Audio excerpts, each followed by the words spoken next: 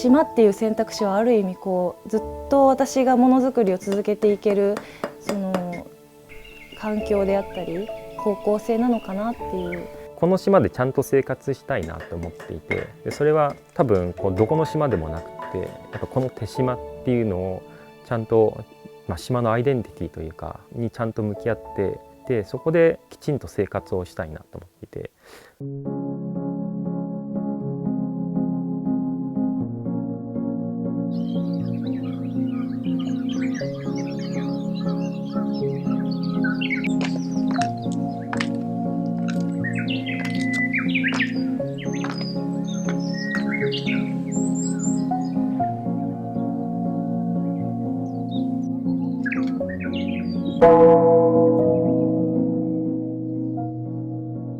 名前が松原恵美と申します。年齢が29歳で、仕事がものづくりっていう大きい分野にはなるかもしれないんですけれども、器や、自分が作りたいものを作って、それをお金に変えて生活していけたらいいなというふうに思っています。高村光平です。年齢は30、今5なんですけど、もう5月に6になります。職業は今は大阪の、ちょっとシステム会社に、業務委託という形でリモートでシステムの仕事をしています。今僕ら4人いるんですけど、4人の中で、共同生活をするみたいな感じで、僕が今外貨を稼ぐみたいな役割でシステムの仕事をして、でそれを4人に分配したりとか、共同で自分たちの4人の共通する目的のためにいろいろ自分たちでできることをやってて、私たちが出会った京都にある職業訓練校の陶芸の学校になるんですけれども、その、学校に来る前は、2年間ぐらい OL をしていて、陶芸の仕事をしていたんですけれども、考えることがあって、何かものを作ることから離れようと思って普通の事務的な仕事を始めたんですけど、その両方をちょっと経験した上で、本当に自分がしたいことって何だろうっていうふうに思ったんですね。でいろいろ考えた上で、物を作りながら生きていきたいなっていう気持ちが変わらないことをただパソコンを打ってるだけの時に気づいて、まだ若いしもうやらなきゃっていう、それが島に来る直前の話です。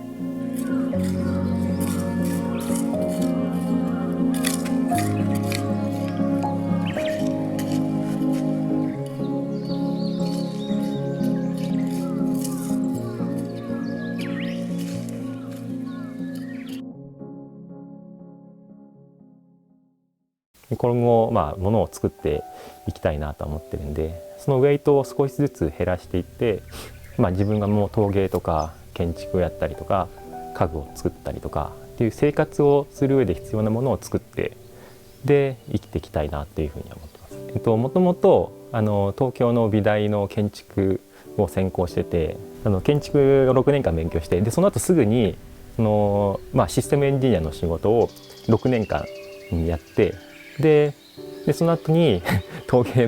京都の陶芸の学校に行って、で2年の学校だったんで、3年目の4月にここに来たっていう感じなんですね。で、その学生の時にすごく自分は何が興味があるのかなっていうのを、すごい自問自答するような時代があって、そんな中でやっぱ建築を作るための場所を、卒業設計とかで選んでて、時にやっぱ田舎の過疎地にもともと少し惹かれるところがあって、過疎地に行った時にその集落が消えてく現場を目の当たりにしたことがあって、過疎地に行って自分で物を作って生活できるかなって思ったのがすごい大きな理由なんですけど、物を作るっていうところにフォーカスしようと思った時に候補に上がった一つの陶芸っていうのをやろうと思って学校に通ったんです。最初は、ファッション系の仕事をしたくって、その勉強をするために、高校生の時にファッションが勉強できる学校に入ったんですけれども、そこでいろんな美術の分野が勉強できる学校で、そこで陶芸に出会って、ものすごい興味を惹かれてしまって、自分が実際作るっていうことを経験した上でそういうふうに感じて、でこれを続けたいなっていう気持ちがいつの間にか当たり前になってしまって、大学も陶芸を学べる学校に行って、で仕事も、就職っていう形でその陶芸に関係する仕事をしていてっていう流れでいつの間にか陶芸人生みたいになっていたっていう感じです。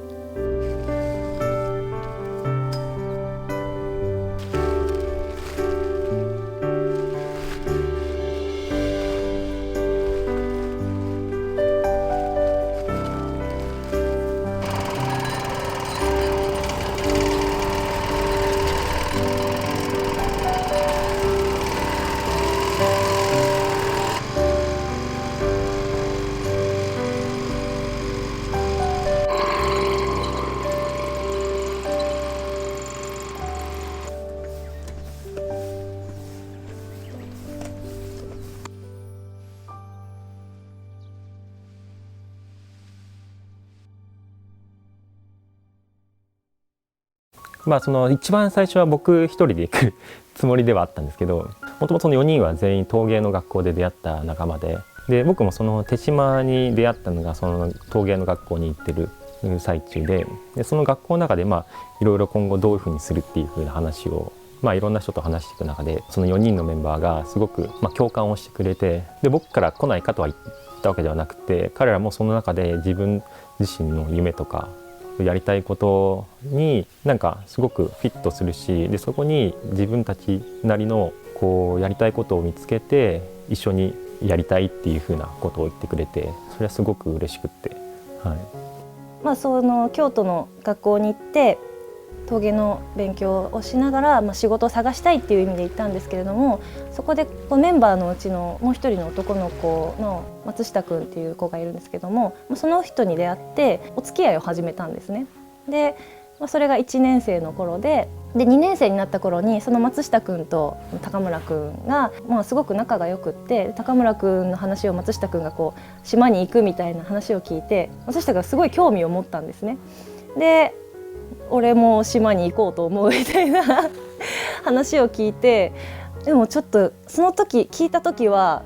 私はいけないなっていう、好きっていう感情だけではいけないなっていうものがあって、でもやっぱり一回見てみないとわからないっていうのもあり、その去年の夏にメンバー4人で塩飽諸島、ここだけじゃなくて他の島もなんですけれども行きまして、で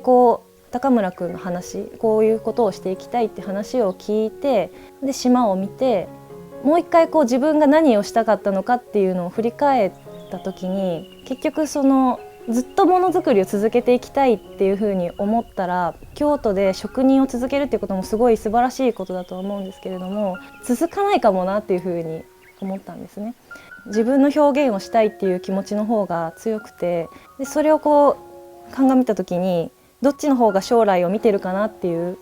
のを思うと、島っていう選択肢はある意味ずっと私がものづくりを続けていける環境であったり方向性なのかなっていうふうに思って、私も行きますっていうふうに決めたっていう感じですね。手島に決めた理由は、僕がもともと手島に出会う前にいろいろ島を旅行とかで住む場所を探すためにいろいろ旅をしてて、でその中で自分がいいなって思う島の地理的な特性だとか、その文化的な背景とかっていうのがなんとなくイメージできてて手島になったと思います結構島って断崖絶壁のこういう島がよくイメージできると思うんですけど、結構手島って特殊で、断崖絶壁じゃないなだらかな風景っていうのがすごく最初に来た時にすごくいいなって思って、規模的には大きくないのに水が結構豊富だったりとかっていうのが大きいですね。あとすごい人があったかかったっていうのが、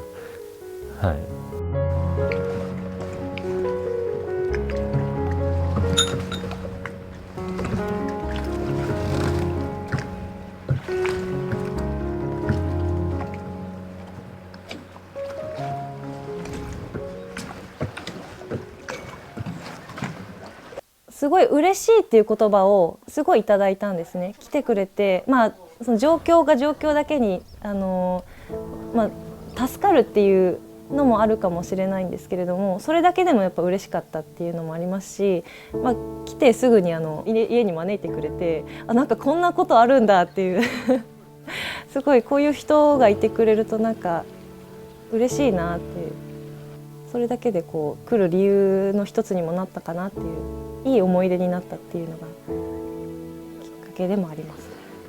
もうちょっとこう登っていったところから見た景色っていうのが、こう家がこうゆっくりこう流れていって、で畑があって、で海があってっていう景色がこう一番最初に見た時にすごくこうってこう言葉では表現できないんですけど、こう胸にくるものがあって、こういう景色の中で生きていきたいなっていう。なんか結構いろんな島に行った時にやっぱこう、普通の来訪者にとっては結構優しくしてくれるんですけど、いざその島に移住して生活しようっていう風なことを話したりとかすると、やっぱりちょっと抵抗があったりとか、何したいのみたいなっていうのを聞かれたりとか、なかなか懐に飛び込んだ時に本当に手島の人たちみたいにこうウェルカムっていう感じのところは結構珍しくって、なんかそれはすごい一番なんかありがたいというか、一番の決め手になったなっていうのはありますね。なんかここだからダメだなとかいうのってどこの土地でもあると思うんですね。だから今まで、学校であったり仕事関係でいろんな場所に行ったんですけれども、都会だからといってやっぱりなんかもう二度と住みたくないなって思うところもありましたし、なんか過疎してるからといって住みにくいなとか思うことは自分が住んでみないとわからないと思うんで、興味があったら一回やっぱ来た方がいいかなっていう。特に手島はやっぱり買い物的な意味では結構大変なんですけれども、それさえしっかりしておけば長期滞在は全然できる場所だと思うので、興味があったらやっぱり動いてみていいんじゃないかなっていうふうには思います。いけない理由を探すのはすごい簡単だとは思うんですけど、なんかそれを見ててもしょうがないかなと思っていて、でもなんかやっぱり